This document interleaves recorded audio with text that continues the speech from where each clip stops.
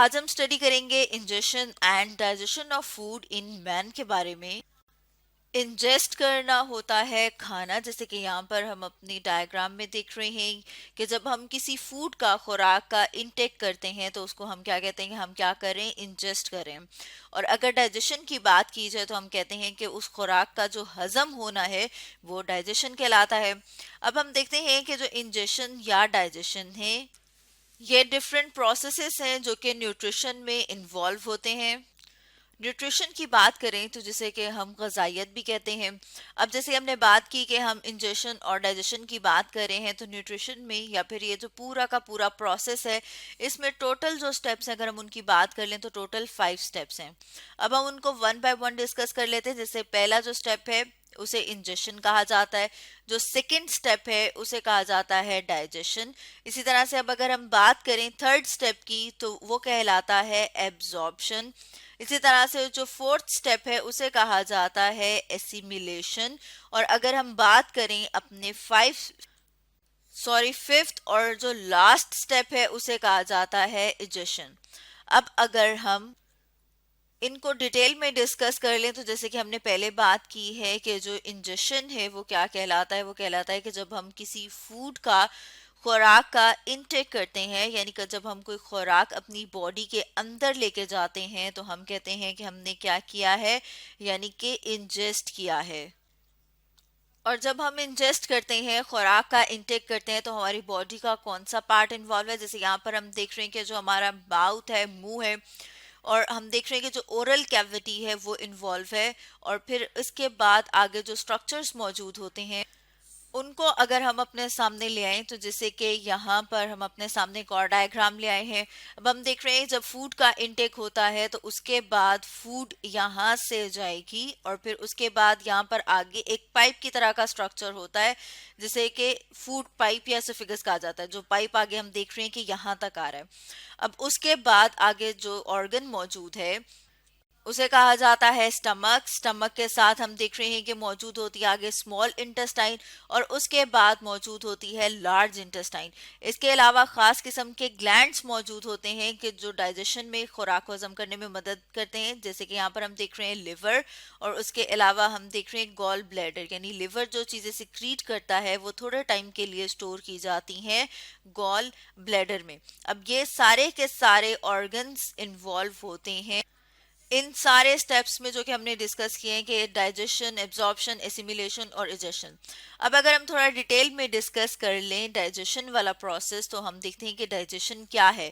जैसे कि जब हम खुराक खा रहे हैं, हम फ्रूट खा रहे हैं, इसके अलावा अगर हम मीट खाते हैं, यानी कि हमने कोई गोश्त वगैरह खाया है, तो जो भी हमने खुराक खाई है उसके अंदर मौजूद होते हैं complex organic molecules. In complex organic molecules का ब्रेकडाउन किया जाता है, इन्हें तोड़ा जाता है सिंपल और स्मॉल मॉलिक्यूल्स में। इस सारे प्रोसेस में बहुत सारे एंजाइम्स इन्वॉल्व होते हैं, यानी ये जो खुराक की डाइजेशन है, जो फूड की डाइजेशन है, उसमें बहुत सारे एंजाइम्स इन्वॉल्व होते हैं। अब ये एंजाइम्स जो हैं वो हम देख रहे हैं कि मुख्तलिफ ऑर्गन सिक्रीट करते हैं। जैसे कि कुछ एंजाइम्स जो हैं वो स्टमक भी रिलीज कर रहा है, जैसे हमने पहले बात की थी कि लिवर जो है उसका भी बहुत इंपॉर्टेंट रोल है, वो भी मुख्तलिफ एंजाइम्स जो हैं वो सिक्रीट करता है। तो डिफरेंट एंजाइम्स जो हैं वो कॉम्प्लेक्स ऑर्गेनिक मॉलिक्यूल्स को तोड़ देते हैं स्मॉल और सिंपल मॉलिक्यूल्स में। अब ये जो डाइजेशन है, जैसे कि हम बात कर रहे हैं कि खुराक का जो टूटना है और टूट के इस फॉर्म में आना है कि बॉडी उसको इस्तेमाल कर सके, तो हम देख रहे हैं कि जो डाइजेशन है उसको हम डिवाइड कर सकते हैं दो में। हम कह सकते हैं कि डाइजेशन जो है वो एक्स्ट्रा सेलुलर भी हो सकती है और इंट्रा सेलुलर भी हो सकती है।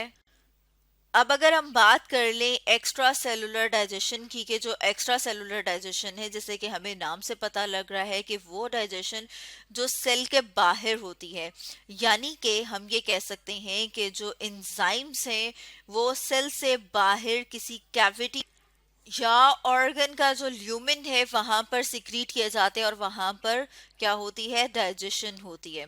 जैसे कि यहाँ पर अगर हम देखें अपने सामने स्टमक, तो हम देख रहे हैं स्टमक के अंदर जो जगह होगी, जो कैविटी होगी, जब हमने बात की कि हमने कोई भी फूड खाई है, किसी भी खुराक का इंटेक किया है, तो वो यहाँ से होती हुई कहाँ पर आ चुकी है, यहाँ स्टमक के अंदर। अब स्टमक के जो सेल्स हैं उन्होंने अपने इंजाइम स्टमक के अंदर जो खाली जगह थी, जब अब यहाँ पर क्या आ चुकी है, फूड आ चुकी है, मतलब इस कैविटी में अपने एंजाइम रिलीज कर दिए हैं, तो अब जो डाइजेशन हो रही है वो इस कैविटी के अंदर होगी, यानी सेल्स के अंदर नहीं हो रही। तो इस तरह की जो डाइजेशन है उसे कहा जाता है कि वो है एक्स्ट्रा सेलुलर डाइजेशन। अब अगर हम बात कर ले इंट्रा सेलुलर डाइजेशन की, तो हम देखते हैं कि जो इंट्रा सेलुलर डाइजेशन है, जिसे कि हमें नाम से भी पता चल रहा है, इंट्रा मीन्स के उसके अंदर, यानी जो सेल के अंदर डाइजेशन होती है उसे कहा जाता है कि वो है इंट्रा सेलुलर डाइजेशन। अब जब फूड डाइजेस्ट हो जाती है तो डाइजेस्ट होने के बाद उसने क्या होना है, एब्जॉर्ब होना है, जज्ब होना है, जैसे कि यहाँ पर हमने बात की थी। तो अब अगर हम साथ में थोड़ा सा डिस्कस कर लें एब्जॉर्प्शन के, एब्जॉर्प्शन क्या होती है, तो हम देखते हैं कि जब फूड जो है सिंपलर मॉलिक्यूल्स में उसका ब्रेकडाउन हो गया है और अब वो इस फॉर्म में आ गई है कि उसे जज्ब किया जा सके, तो उस खुराक को उस रीजन से लेके जाया जाता है ब्लड तक, यानी कि जो फूड है वो क्या हो जाएगी, वो डिफ्यूज हो जाएगी। और वो डिफ्यूज कहाँ पर हो जाती है, ब्लड स्ट्रीम में हो जाती है, क्योंकि जो ब्लड है, जो खून है, वो पूरी बॉडी में सर्कुलेट कर रहा है, तो हर हिस्से तक ब्लड के जरिए से, खून के जरिए से जो डाइजेस्टेड फूड है उसे पहुंचाई जाती है।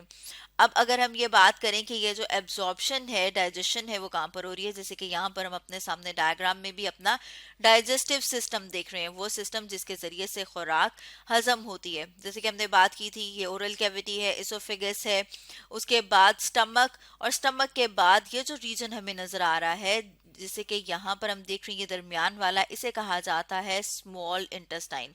तो जो खुराक की एब्जॉर्प्शन है, यानी कि जो खुराक जज्ब होती है, वो कहाँ पर होती है, वो होती है स्मॉल इंटेस्टाइन में।